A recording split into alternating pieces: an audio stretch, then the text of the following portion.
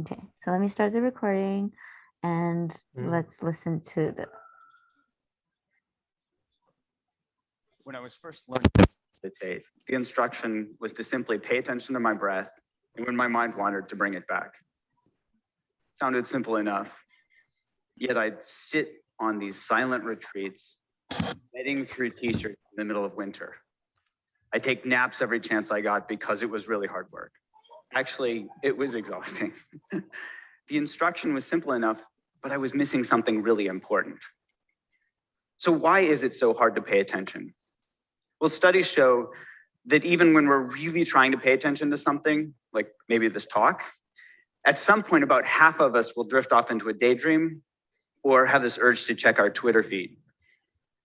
So what's going on here? It turns out that we're fighting one of the most evolutionarily conserved learning processes currently known in science, one that's conserved back to the most basic nervous systems known to man. This reward-based learning process is called positive and negative reinforcement and basically goes like this.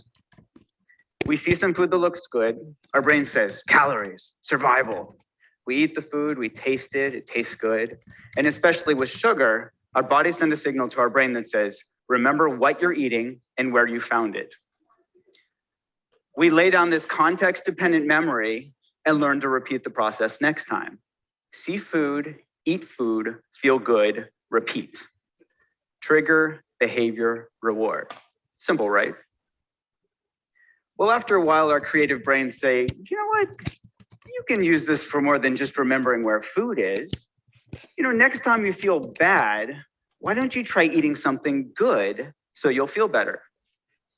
We thank our brains for the great idea. Try this and quickly learn that if we eat chocolate or ice cream when we're mad or sad, we feel better. Same process, just a different trigger. Instead of this hunger signal coming from our stomach, this emotional signal, feeling sad, triggers that urge to eat. Maybe in our teenage years, we were a nerd at school, and we see those rebel kids outside smoking. We think, hey, I want to be cool. So we start smoking. The Marlboro Man wasn't a dork, and that was no accident. See cool, smoke to be cool, feel good. Repeat, trigger, behavior, reward. And each time we do this, we learn to repeat the process, and it becomes a habit. So later, feeling stressed out triggers that urge to smoke a cigarette or to eat something sweet. Now with these same brain processes, we've gone from learning to survive to literally killing ourselves with these habits. Obesity and smoking are among the leading preventable causes of morbidity and mortality in the world. So back to my breath. What if instead of fighting our brains or trying to force ourselves to pay attention, we instead tapped into this natural reward-based learning process, but added a twist? What if instead we just got really curious about what was happening in our momentary experience? I'll give you an example. In my lab, we studied whether mindfulness training could help people quit smoking. Now, just like trying to force myself to pay attention to my breath, they could try to force themselves to quit smoking. And the majority of them had tried this before and failed, on average 6 times. Now, with mindfulness training, we dropped the bit about forcing and instead focused on being curious. In fact, we even told them to smoke. What? Yeah, we said, go ahead and smoke. Just be really curious about what it's like when you do. And what did they notice? Oh, here's an example from one of our smokers. She said, mindful smoking smells like stinky cheese and tastes like chemicals. Yuck. Now, she knew cognitively that smoking was bad for her. That's why she joined our program. What she discovered just by being curiously aware when she smoked was that smoking tastes like.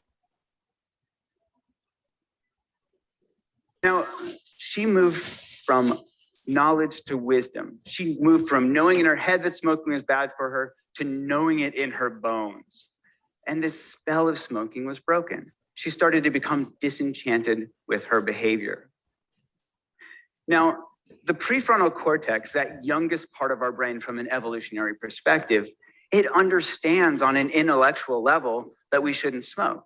And it tries its hardest to help us change our behavior, to help us stop smoking, to help us stop eating that second, that third, that fourth cookie. We call this cognitive control. We're using cognition to control our behavior. Unfortunately, this is also the first part of our brain that goes offline when we get stressed out, which isn't that helpful. Now, we can all relate to this in our own experience. We're much more likely to do things like yell at our spouse or kids when we're stressed out or tired, even though we know it's not going to be helpful. We just can't help ourselves. Now, when the prefrontal cortex goes offline, we fall back into our old habits, which is why this disenchantment is so important. Seeing what we get from our habits helps us understand them in a deeper level, to know it in our bones. So we don't have to force ourselves to hold back or restrain ourselves from behavior. We're just less interested in doing it in the first place. And this is what mindfulness is all about. Seeing really clearly what we get when we get caught up in our behaviors, becoming disenchanted on a visceral level, and from this disenchanted stance, naturally letting go. This isn't to say that, poof, magically we quit smoking, but over time, as we learn to see more and more clearly the results of our actions, we let go of old habits and form new ones. The paradox here is that mindfulness is just about being really interested in getting close and personal with what's actually happening in our bodies and minds from moment to moment. This willingness to turn toward our experience rather than trying to make unpleasant cravings go away as quickly as possible. And this willingness to turn toward our experience is supported by curiosity, which is naturally rewarding. What does curiosity feel like? It feels good. And what happens when we get curious? We start to notice the cravings are simply made up of body sensations. Oh, there's tightness, there's tension, there's restlessness, and that these body sensations come and go. These are bite-sized pieces of experiences that we can manage from moment to moment, rather than getting clobbered by this huge, scary craving that we choke on. In other words, when we get curious, we step out of our old fear-based reactive habit patterns and we step into being. We become this inner scientist where we're eagerly awaiting that next data point. Now, this might sound too simplistic to affect behavior, but in one study, we found that mindfulness training was twice as good as gold standard therapy at helping people quit smoking. So it actually works. And when we studied the brains of experienced meditators, we found that parts of a neural network of self-referential processing called the default mode network were at play. Now, one current hypothesis is that a region of this network called the posterior cingulate cortex is activated not necessarily by craving itself, but when we get caught up in it, when we get sucked in and it takes us for a ride. In contrast, when we let go, step out of the process just by being curiously aware of what's happening, this same brain region quiets down. Now we're testing app and online-based mindfulness training programs that target these core mechanisms. And ironically, use the same technology that's driving us to distraction to help us step out of our unhealthy habit patterns of smoking, of stress eating, and other addictive behaviors. Now, remember that bit about context-dependent memory? We can deliver these tools to people's fingertips in the contexts that matter most. So we can help them tap into their inherent capacity to be curiously aware right when that urge to smoke or stress eat or whatever arises. So if you don't smoke or stress eat, maybe the next time you feel this urge to check your email when you're bored or you're trying to distract yourself from work, or maybe to compulsively respond to that text message when you're driving, see if you can tap into this natural capacity. Just be curiously aware of what's happening in your body and mind in that moment. It will just be another chance to perpetuate one of our endless and exhaustive habit loops, or step out of it. Instead of see text message, compulsively text back, feel a little bit better, notice the urge, get curious, feel the joy of letting go, and repeat. Thank you.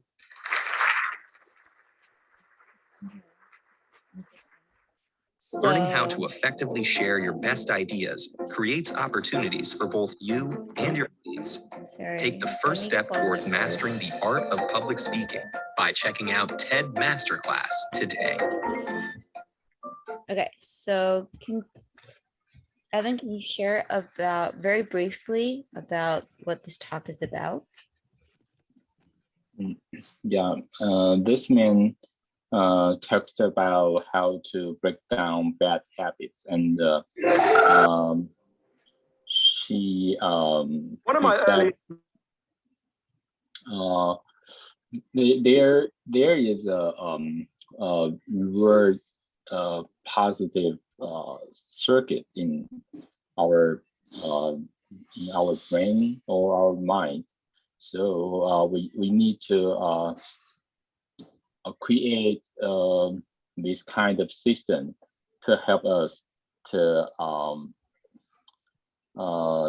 abstain some bad habits like smoking and stress eating and something else like these bad habits. And he created an app to help people to make a positive feedback when they're doing maybe like smoking or stress eating, so people can. So this app might help people to break down their bad habits. Okay, great. Ian, do you have any of the bad habits that he mentioned in the talk? Yes. My bad habits is I really have eager to check my phone when my phone have a notice, and so it's that is my biggest bad habit. Okay. Just so you have, distracted by phone. Yeah. okay, so you have an urge, right, to check your phone. Yeah. Yes. Okay. Yes. I think Yes. a lot of people, well, that's for me too. I think I like to check my phone when, even if it's Yeah. like, if you're just having or riding in a car, or if you're just at the beach. I think everyone has the urge to just check their phones. Yes. It's hard. Evan, is that for you too? Yeah. So I yeah, you go first. Oh yeah, I just deleted my Facebook on my phone last week. Wow. You deleted Really? Yeah, but I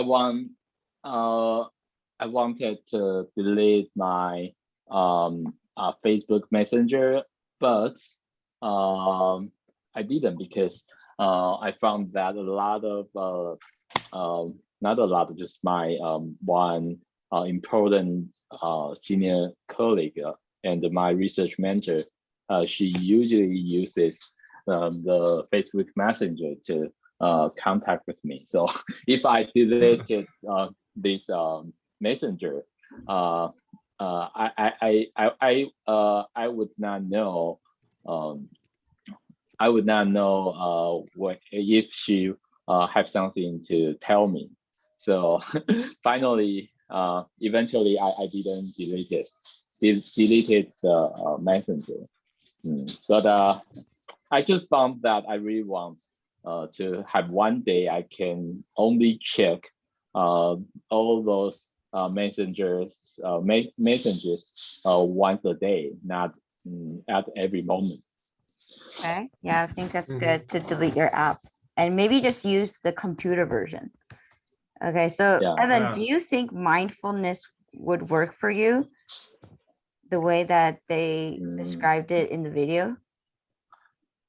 I never tried it, so I don't know, but I guess it might be because like when you are meditating, you can focus on your body, and maybe people can feel something different yeah, during mindfulness. Yeah. So do you think like a lot of times when you do eat like chocolate or sweets or ice cream because you're in a bad mood? No, but I like chocolate. Yeah, but I think I eat chocolate just because I don't know, just I want to eat, maybe just for like a afternoon tea, something like that. And Okay. yeah, but it's true that if I if desserts or like cheesecake, the calories is really high, and I feel good when I eat cheesecake, but after after I eat it, I'll feel like how say that, feel like abdominal fullness, and feel like I sound guilty that I consume that unnecessary calories for for me. Okay, so a little bit of guilt. Yeah. Okay. Okay, so talking about common bad habits. Ian, can you read the first paragraph and I'll have Evan read the second paragraph? Okay. Everyone has habits that they would probably be better off without.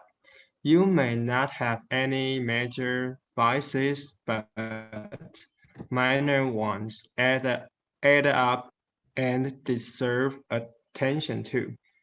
The small stuff really matters in our lives, says Elisha Goldstein, PhD, a clinical psychologist and author of Uncovering Happiness, Overcoming Depression with Mindfulness and Self-Compassion.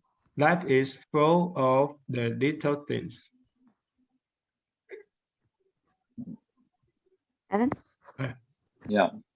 In reality, you're probably not eating poorly or shirking on sleep just once a month, but more likely multiple times a week.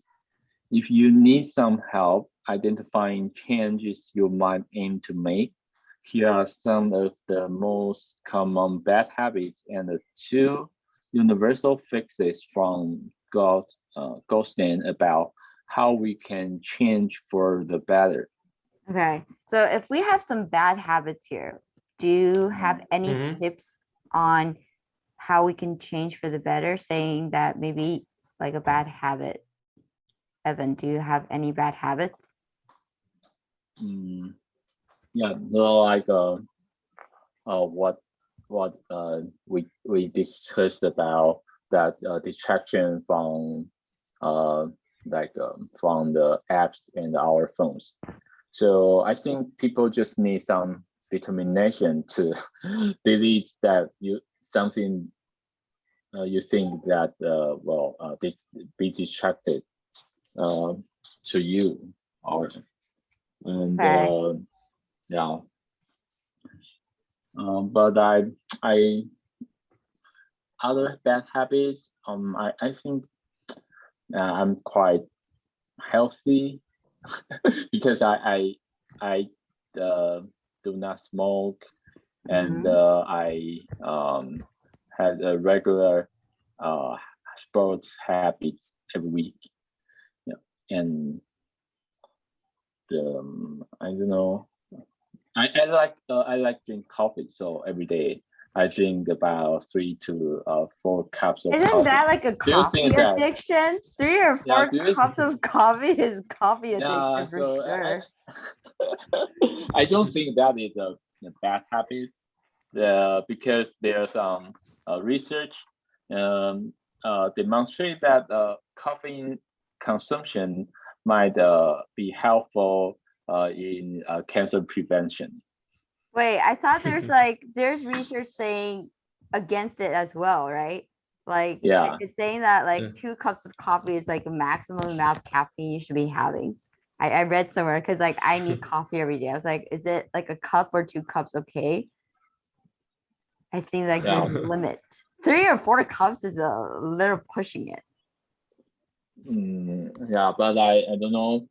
Sometimes I just felt I'm not necessarily need a cup a coffee caffeine. For example, now I make a cup of coffee before our class, and I don't think I really need this coffee, but I just want to drink something, and I don't want to drink water, and I also hate anything sweet, like sweet drinks. Yeah, so junk food. So, would that be considered I- emotional drinking then? Emotional drinking coffee? yeah, maybe. Maybe. Yeah.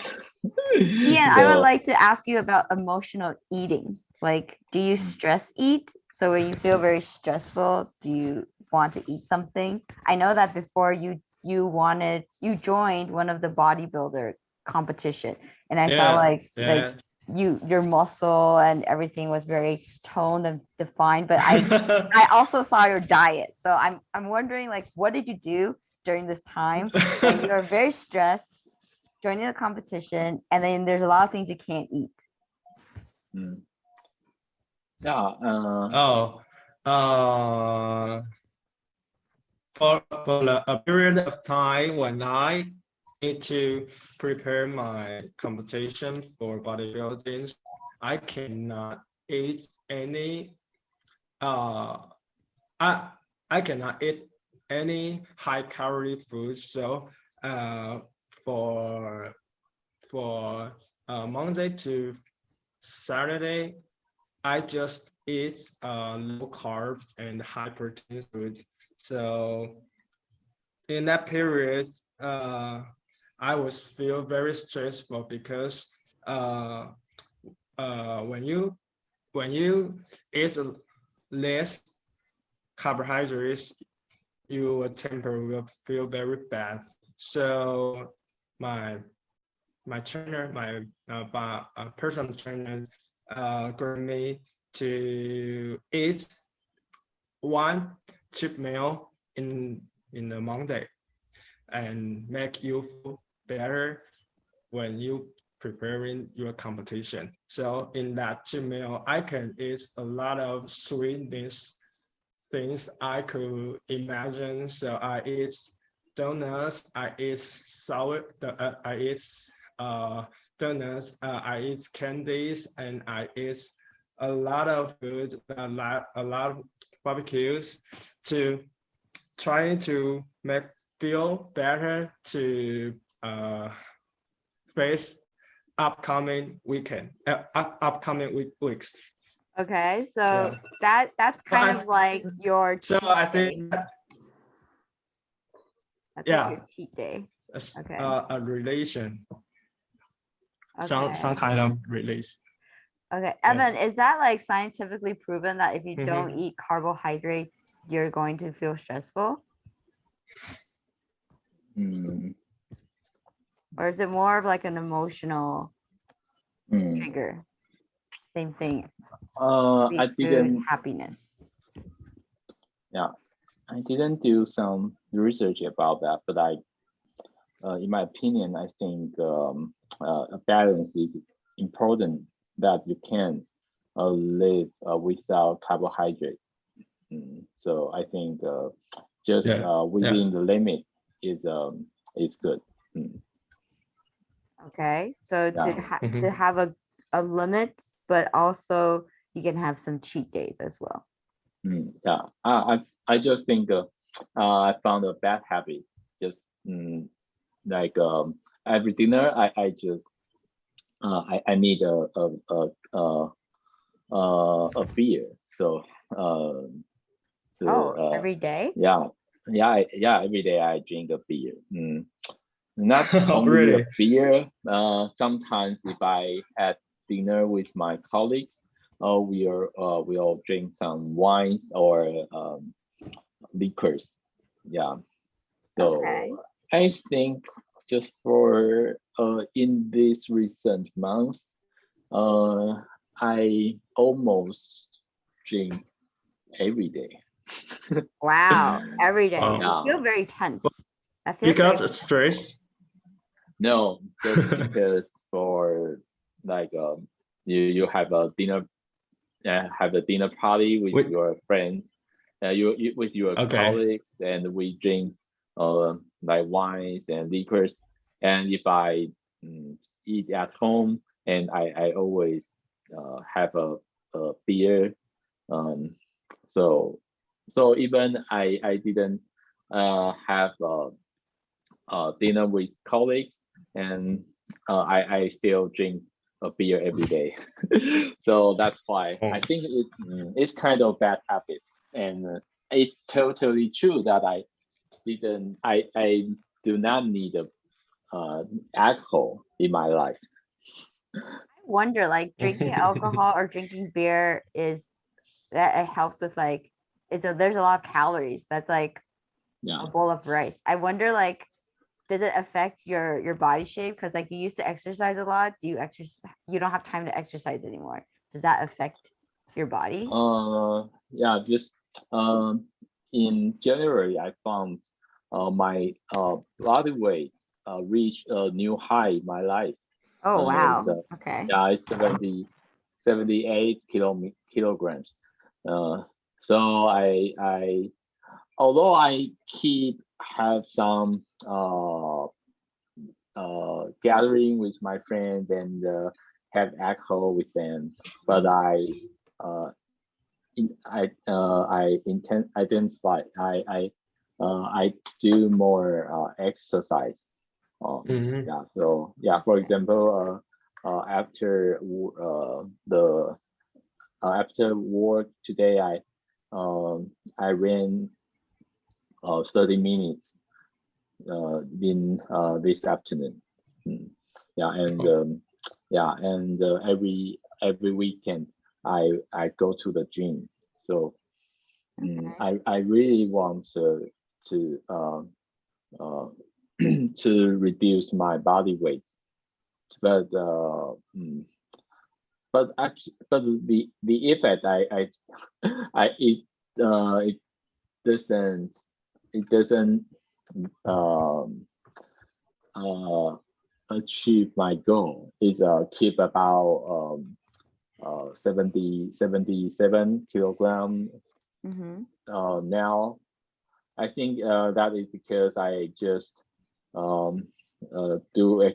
I just exercise, and I do not control the alcohol consumption recently. Oh, okay. So that affects it. Okay, yeah. Let's talk about sleep first. So I think now a lot of people living in the city, they have lack of sleep. Ian, does that apply to you? How much sleep do you need? And how much sleep are you getting? For me, I always go to bed at 11 p.m. and wake up in 8 a.m. at 7 a.m. Yes. So basically, I sleep almost 8 hours a day because I really need to that long sleep. Otherwise, I will fall asleep when I work. Wow. Okay, you're like a role model. So I just try to yeah, I try to manage me to go to bed as possible as I can at 11 p.m. Yeah. Wow. Evan, what about for you? Oh, yeah.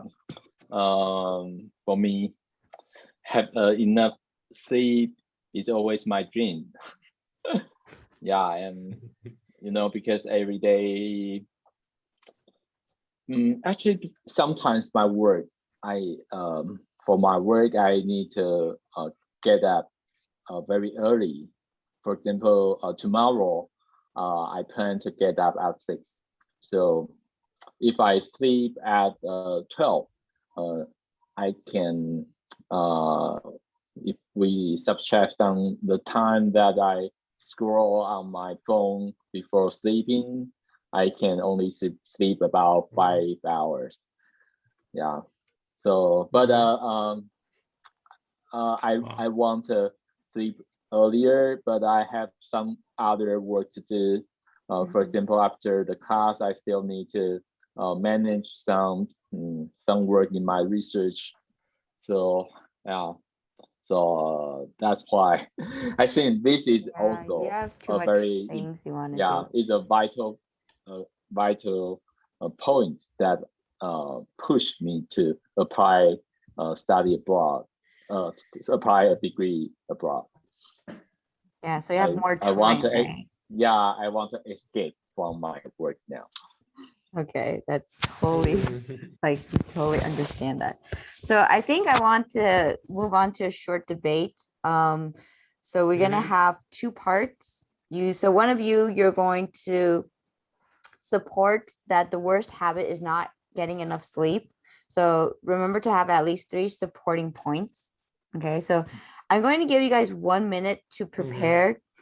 Either you're going to get not getting enough sleep or overspending. So I think I'm going to get not getting enough sleep for Evan because obviously he's not getting enough sleep and that's a pretty bad habit. Ian, I'm going to give you overspending. Okay. So I'm going to give you guys let's say 2 minutes. We're going to take a quick break and then come back for the debate. Okay. So have 3 reasons and then you're going to have to talk about each other's argument. Okay. Let's take a 2-minute break.